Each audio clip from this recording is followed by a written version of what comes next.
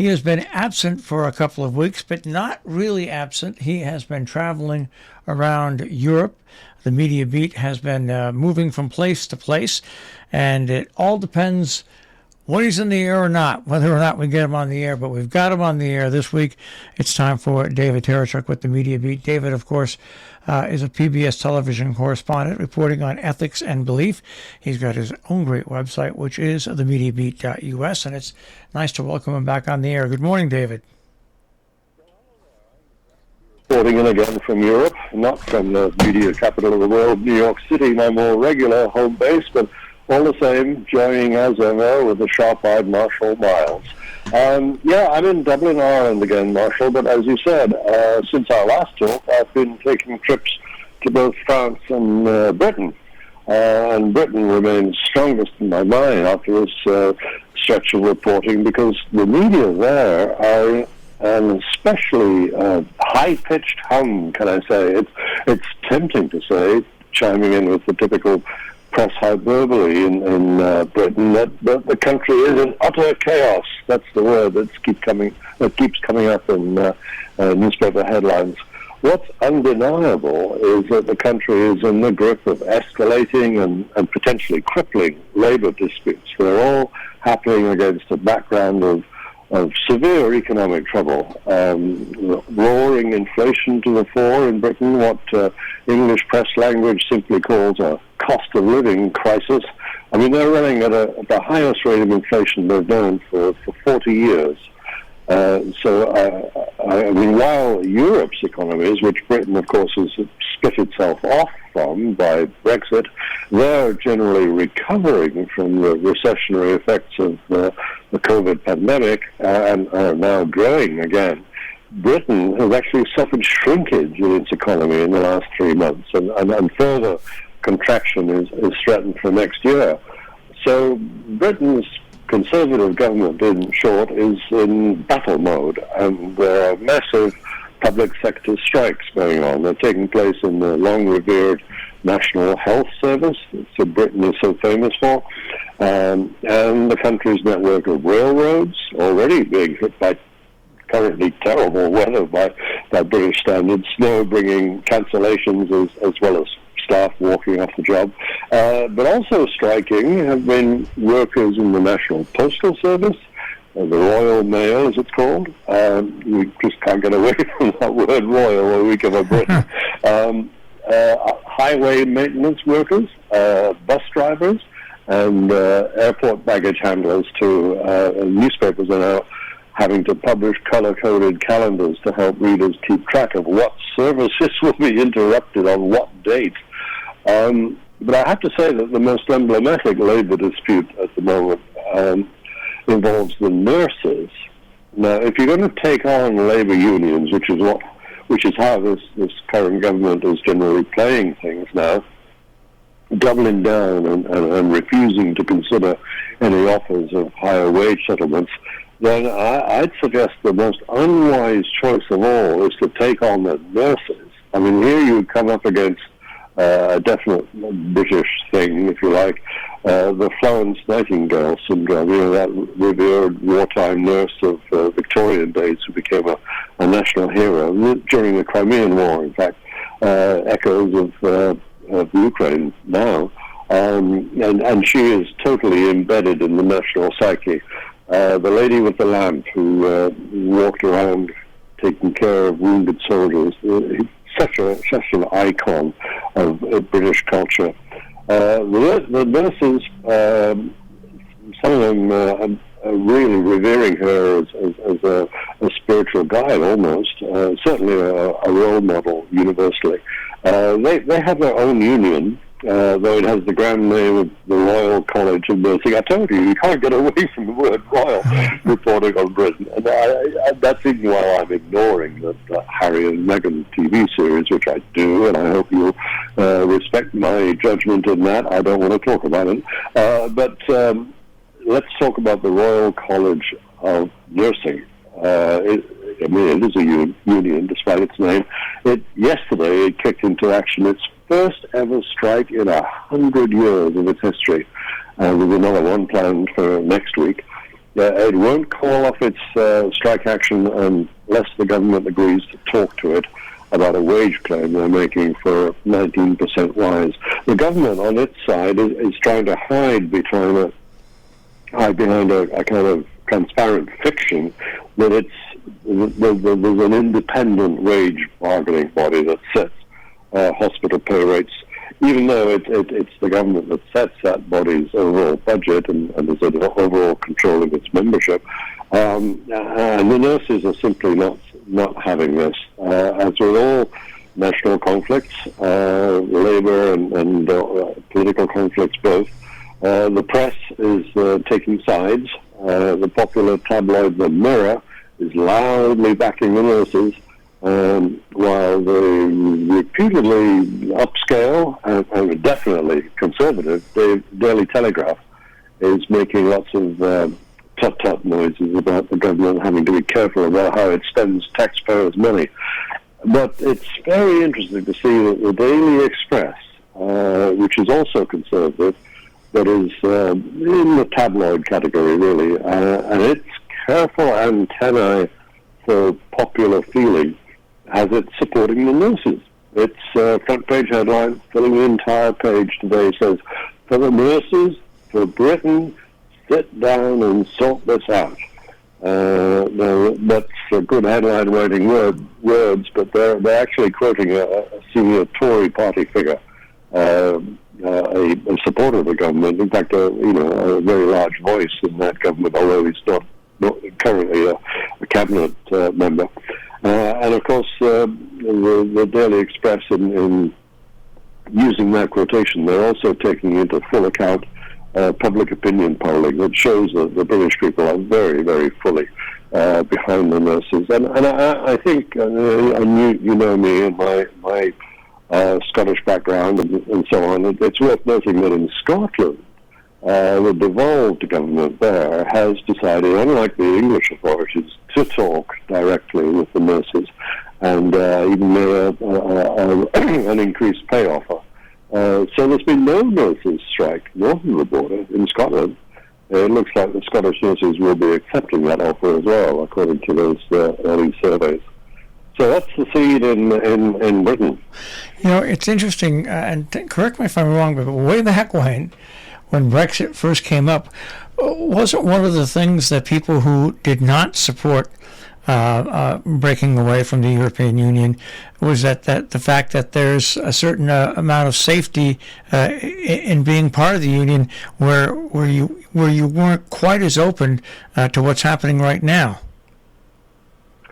Oh, well, yes. I mean, the membership of the European community was to enable you to take part in a combined single market economy.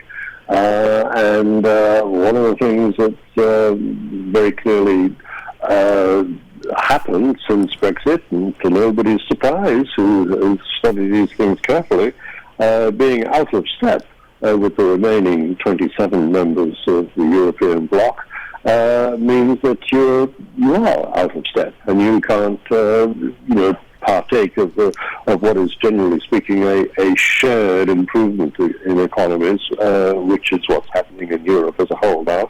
Not universally so, not through every single country, but the general trend now is clearly for recovery, and things are looking up for Europe as a whole. However, not for Europe, and there are simple, little, tiny examples of it. I just got annoyed this morning myself in a small domestic matter. I had to have something shipped from Britain to Ireland. Both once members of Europe, and Britain, of course, no longer a member of Europe. So guess what? There are customs charges on this item, which cost me £20, or roughly $20 or $18 to buy in London. But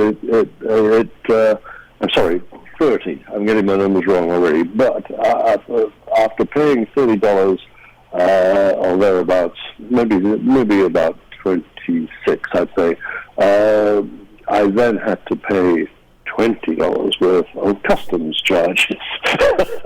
And the same happens in reverse. If you're receiving something from Europe now, there's a chance you're living in Britain, that you can be slammed unexpectedly with customs charges, and that's not conducive to frictionless trade, and the kind of trade that encourages recovery and growth. When I looked at the stories, and I have been following them, and by the way, I have not followed the Harry and Meghan story. That is that.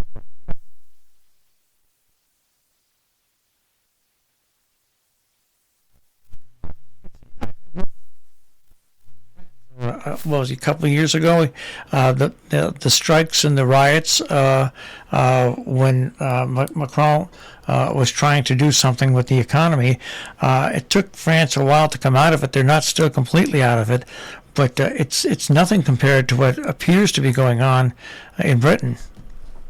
Sure, I mean, it's almost ironic because the Brits have had for some time, ever since the Thatcher years anyway, we've looked down their noses at France's apparent incapacity for keeping industrial peace for a length of time, and it's long-lasting record for public sector strikes, especially. But the boot is on the other foot now, it seems. Not that France are entirely strike-free at the moment. There almost always there's some dispute going on, but nothing like these vast countrywide stoppages that are afflicting mainly England now, although the other parts of the United Kingdom are being hit by them inevitably.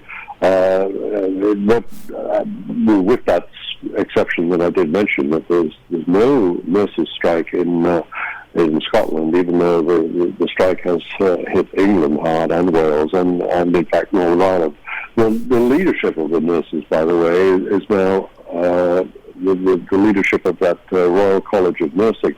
Is in the hands of Northern Ireland trained and Northern Ireland born nurses. One in particular who is a firebrand, but also a very, very emblematic kind of nurse herself. She's managed to project to the public a combination of steely resolve and compassion for patients. So it's an interesting piece of campaigning going on.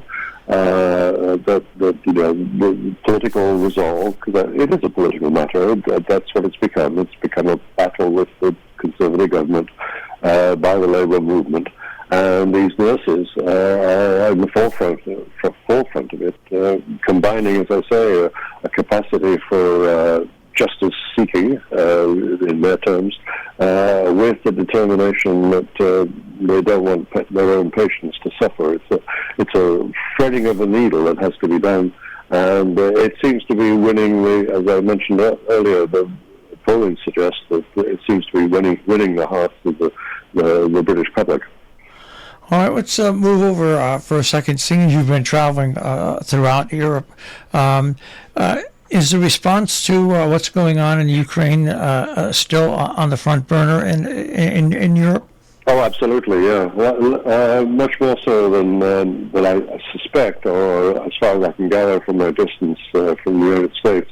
Yes, I mean, you just cannot get past the sensation of being in a continent that is at war.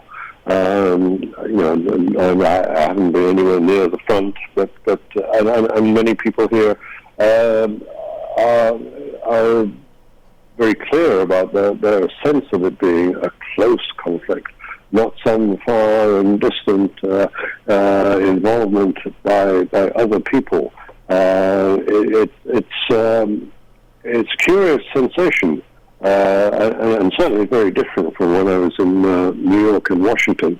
There's a sense of its immediacy, which is still strong, even though there's inevitably a falling off of enthusiasm about supporting Ukraine. But it's not sort of falling off to the point of being unwilling.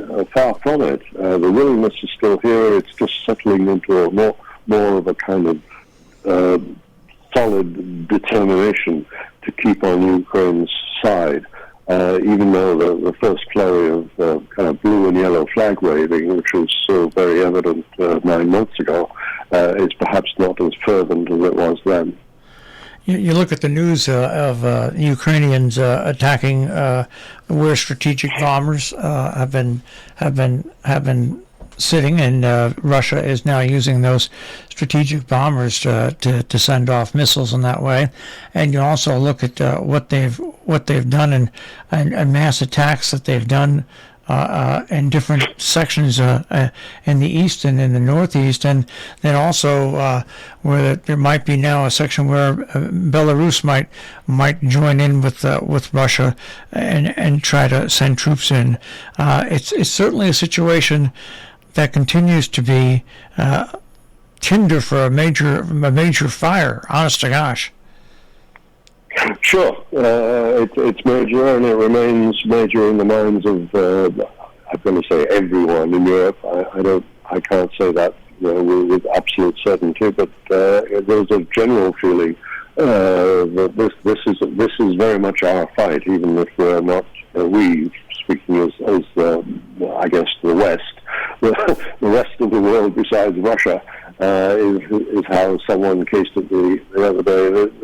Britain's main Royal Institute of, again that word royal, the Institute for International Affairs, more popularly known as, more informally known as Chatham House, was having a session to discuss the state of the war, and they described it as Russia's war on everybody else. And we, as everybody else, are involved, is the way that the European argument goes. From the United States, perhaps less so. But it has to be said that the Ukrainians themselves and most of the Europeans who are on their side are constant in their recognition of the value of the Biden administration's support for Ukraine too, even if it's got its limits. And there's certainly a concern in Washington about not wanting to be too provocative to the great Russian bear. That seems to be still at the back of many American strategic thinkers' minds, and you can understand why. And there is that greater sense of distance. The Atlantic, after all, is the Atlantic, and we're that much further away. But yes, it's still the most predominant feature of the international scene here, looking at it from Europe. And once again, the potential leader of the Republican Party in the House mentions that it will not be an open checkbook for Ukraine once they take over power of the House. Sure. Yeah, and there's always that sense that you can't ultimately totally depend upon an administration's will in such international matters. Europeans are well aware of that the U.S. Congress is an equal arm of, perhaps not equal, but a distinct arm of government too, besides the executive branch, and we have to recognize that. American news has actually penetrated the British media fog of domestic concerns a bit this week. They've taken note of Joe Biden's decision to release National Archive records about the John F. Kennedy assassination. That's something that's gone down very interestingly here. Lots of reports about the deluge of new old rather, but newly available documentation that people who want to study this matter can sink themselves in. Though I have to say that the overall consensus here is that this release of documentation is not likely to not likely to dampen down all the conspiracy theorists' continuing insistence on developing, theories. The theories will continue, I suspect. And has news reached Europe about Donald Trump's digital trading cards? I have to say yes.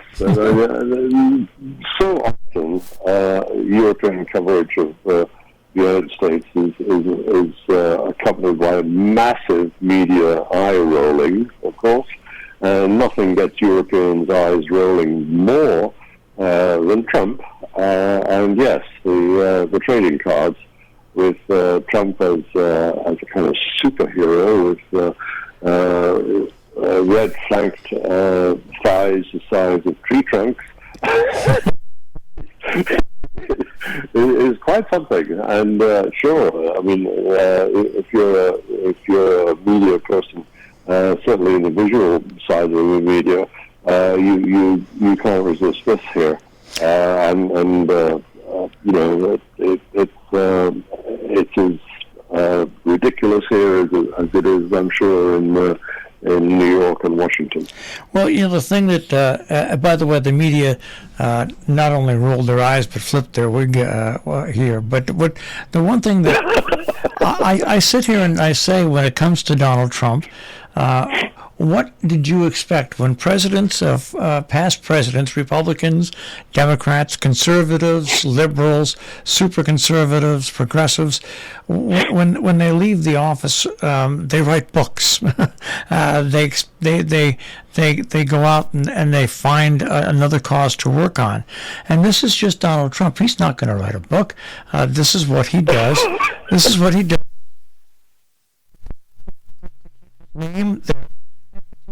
Because he has such really strong supporters, they will spend the $99. So it's a chance for him to make money, and he doesn't have to write a book to do it. I mean, it is classic Donald Trump. That's why whatever Donald Trump does, I just don't. I'm not surprised, and I won't even roll my eyes because it seems, you know, he's got those supporters that just don't care.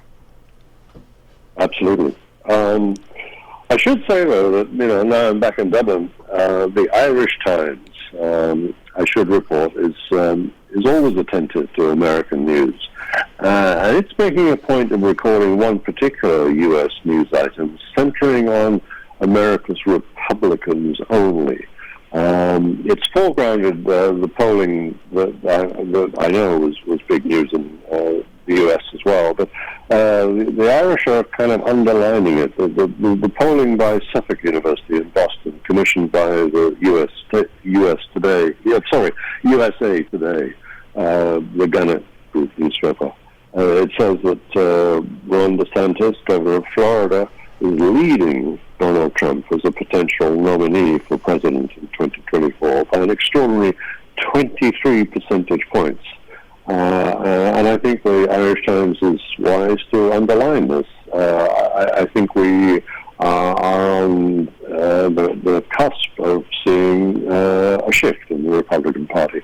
I'm saying that with all the distance of 3,000 miles across the Atlantic, and I may be mistaken, but I think there's lots of evidence gathering now to say that, yes, those people who pay their $99 to have a keepsake of Donald Trump for themselves aren't necessarily going to support him as the most likely candidate in the 2024 presidential election. Well, it will be interesting to watch whether DeSantis can continue his role, and if he does really take the lead, will Donald Trump become an independent candidate for president of the United States? That is always a possibility that would be in the back of his mind, I think. Yeah, yet more eye-rolling from Europe about that, I'm sure, if that's what happens. David, it's always great to speak to you. When do you head back to New York City? Not until the new year. You're going to be talking to me across the Atlantic from now until then. All right. Well, we'll speak to you next week, and we'll take a look back at the previous year and maybe look ahead to a hopefully brighter and better new year ahead. So we'll speak to you next week, David. Look forward to that.